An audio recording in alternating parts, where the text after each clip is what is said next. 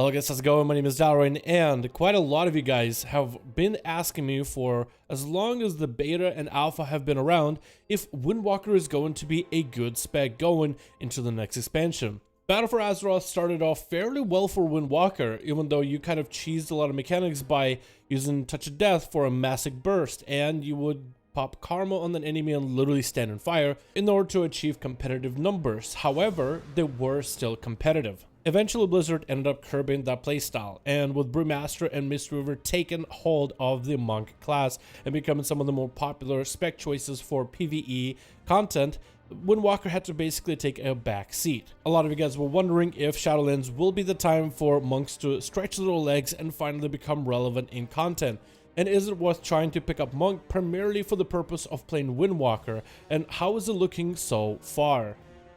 First things first, this video is made during the early beta of Shadowlands, so anything can change. Secondly, we are talking about mostly opinions of where we think a certain spec is going to be. With the constant updates to Shadowlands as we have it right now, this opinion can change in a week or two or even a month. We have no idea what Blizzard plans with Windwalkers, but we can take a look at the current snapshot where they're at and try to predict if there will be any decent or not going into the next expansion.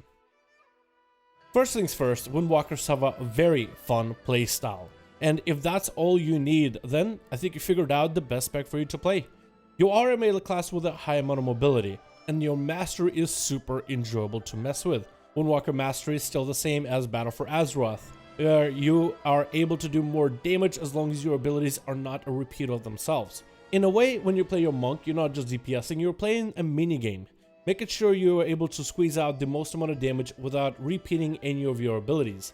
So you're always thinking about the different combinations of abilities you want to use in terms of different situations. And on top of it, with cooldown reduction added from certain abilities reducing the cooldown of your passive baseline rotational abilities, it keeps your rotation fresh and exciting every single time you mess with it. The high amount of mobility allows monks to also zoom around the battlefield with ease, even allowing them to teleport to certain locations, which does allow for a bit of planning. It's a class with also a little bit extra self-heals, very useful in PvP situations, and a very interesting defensives of Karma that will redirect a portion of damage that a monk would take back to its aggressor, so that makes a super interesting playstyle overall. Where we get into the nitty-gritty of Windwalker monks in particular, your talents didn't really change all that much. So if you played monks before in Battle for Azeroth, then your talent playstyle is going to be not that different. If you're looking for a lot of variety, the monks might not be the best for you. However, I feel like there's a lot of cool talents and cool playstyles available for monks, and the spec is doing fairly well on Shadowlands beta. It allows almost every type of build to be viable, but not every talent is strong yet. There are certain talents that are simply just not picked because they're not the meta. So hopefully Blizzard is able to reconcile some of those issues going forward into this expansion, as we are still in the early beta. Some of the class changes that were done for monks in Shadowlands so far is Expel Harm becoming baseline. It's a very small heal that doesn't cost a lot of energy and can be used as a substitute within your master rotation. For example, you would use certain abilities, and when you are kind of stuck, you're not really sure which ability to use next or are afraid of doing a repeat rotation, Expel Harm is an interesting ability that will cost only 15 energy, will do a bit of healing with some damage to an enemy that could be used in between. It does a little bit of healing and a little bit of damage, and something that can be weaved into rotation. It's not nearly as strong as the Reverse Harm ability from Conflict and Strife Essence in Battle for Azeroth, the PvP essence that gave him an honor talent to use, but it still is a decent ability to use in between. You also got a little bit more tankiness to the monk spec itself, as Fortify and Brew is now given to all three specs. So for monks where being able to survive situations has been a little bit of a tough issue, now you at least have a reliable defensives in PvP or PvE. Touch of Death has been a reward for all three specs of monks, and it's now used to execute an enemy. As long as your health is bigger than the enemies, you're able to basically throw them down into an execute. And when it comes to boss fights, you're also able to do chunky damage to a boss on a 3-minute cooldown.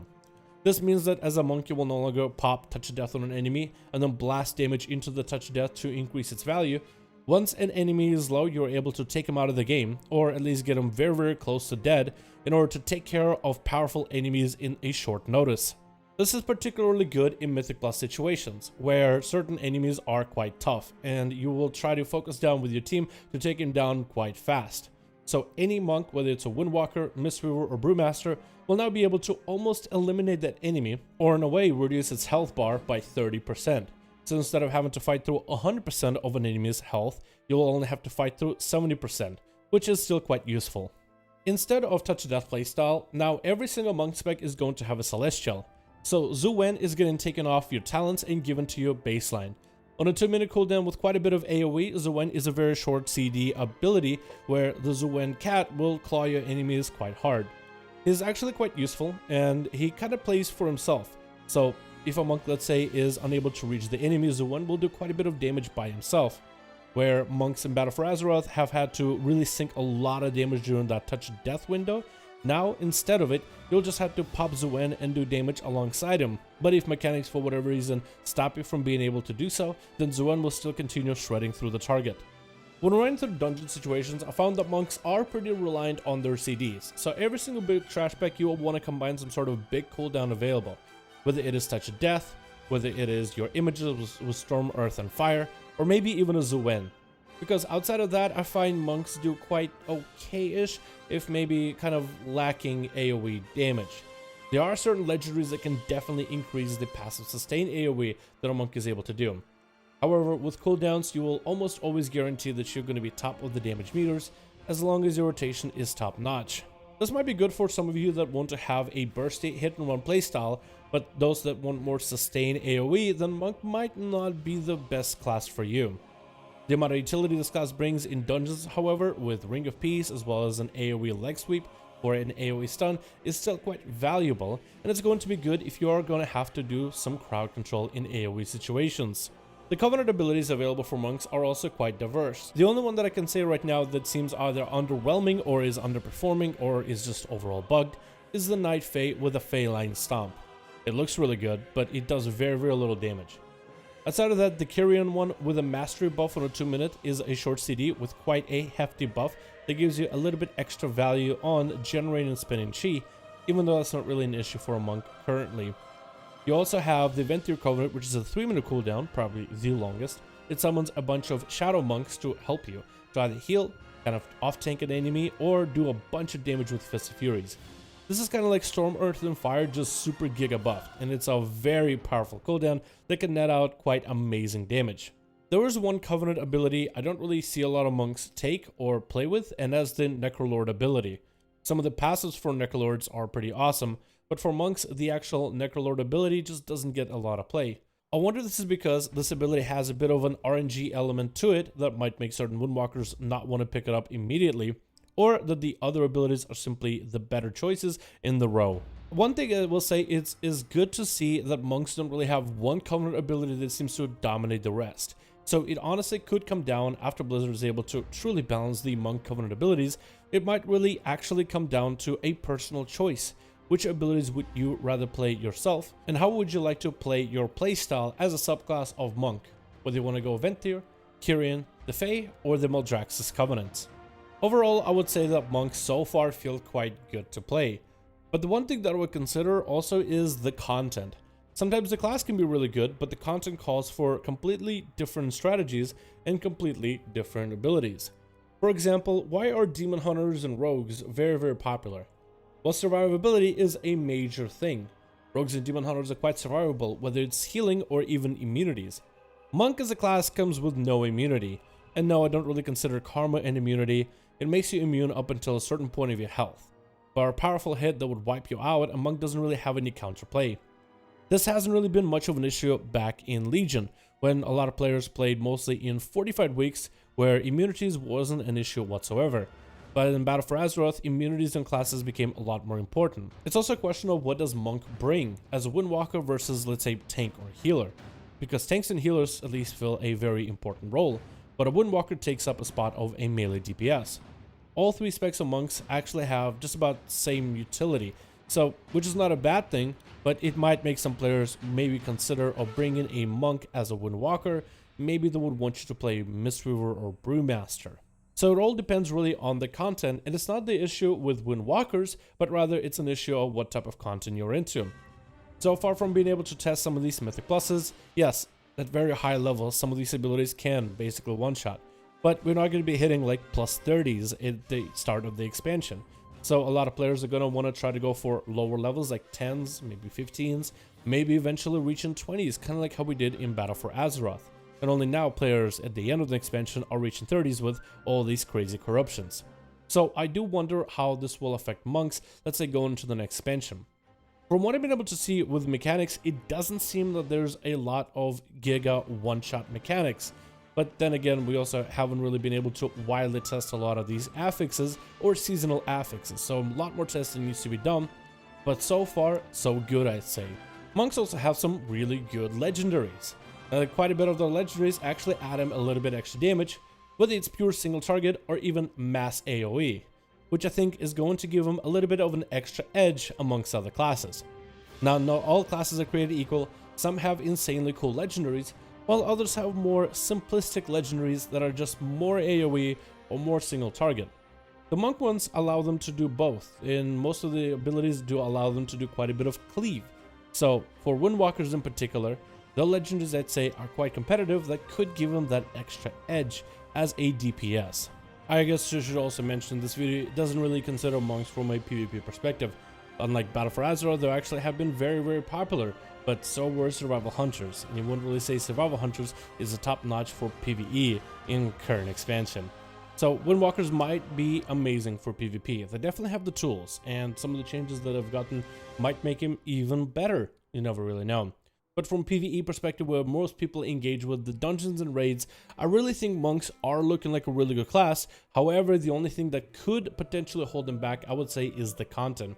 It depends what the meta requires. A strong player in Shadowlands beta right now will be able to squeeze out ludicrous amounts of damage, and they will be able to dominate the DPS charts quite easily if they know what they are doing. Lack of immunities inside of dungeons and raids will be a bit of an issue. However, having Fortified Brew combined together with other cooldowns from your talent tree can make him quite durable. Not immune, but very durable. It still has probably one of the best playstyles for a DPS. Probably some of the most fun that I've ever had hanging around on Shadowlands beta. While other classes have gone through ups and downs and development processes and growing pains, monks have felt good from literally day one because Blizzard decided not to break the already good feeling playstyle of what Windwalkers are able to do with the basic buttons for their rotation. Changing to when as the big cooldown of 2 minutes might make it a little bit easier for them to net out damage in mythic pluses, where sometimes they might feel like they're falling behind when they don't have CDs to line up with. And the change to touch death is going to allow all monk specs to eliminate enemies completely out of the game. It will really come down to the effectiveness of Brewmaster Monk and Mistweaver when it comes to PvE content. If Brewmaster and Mistweaver can outshadow Windwalker, then Windwalker is going to have less consideration. But as of right now in the beta, I haven't really heard too much chatter on Mistweavers being overpowered. There's potential for it. I've seen some of the legendaries, they are crazy. And Brewmasters, I actually enjoy the playstyle, but from talking to my guildies, it doesn't seem like people are considering them as the best in slot tank, at least currently in the early beta. It is still early, it could change, but that could mean good signs for Windwalkers in particular. So I think I'll leave you guys with this. This is all the information I have of Windwalkers and how they feel. I get the question of viability for Windwalker monks quite a lot, and a surprising amount. So I thought I should definitely make this video and try to put my thoughts together as best as I can on how they feel so far. I don't want to feel like I'm leading you guys to tell you, oh, this class is good just so you guys are satisfied, but also don't want to give you guys no hope if there is hope with this spec as well.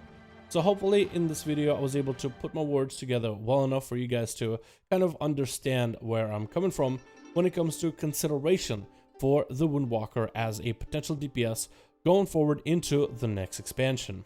But thank you guys so much for watching this video. I do hope you guys enjoyed. Let me know your thoughts. Windwalkers definitely do feel great, and I would love for them to become a very strong meta DPS out of all the melee in the game. I think that would be super enjoyable to play, and definitely a fun alt to hang around on. Thank you guys so much for watching. I hope you enjoyed. Let me know your thoughts in the comments below, and I'll see all of you guys in another video.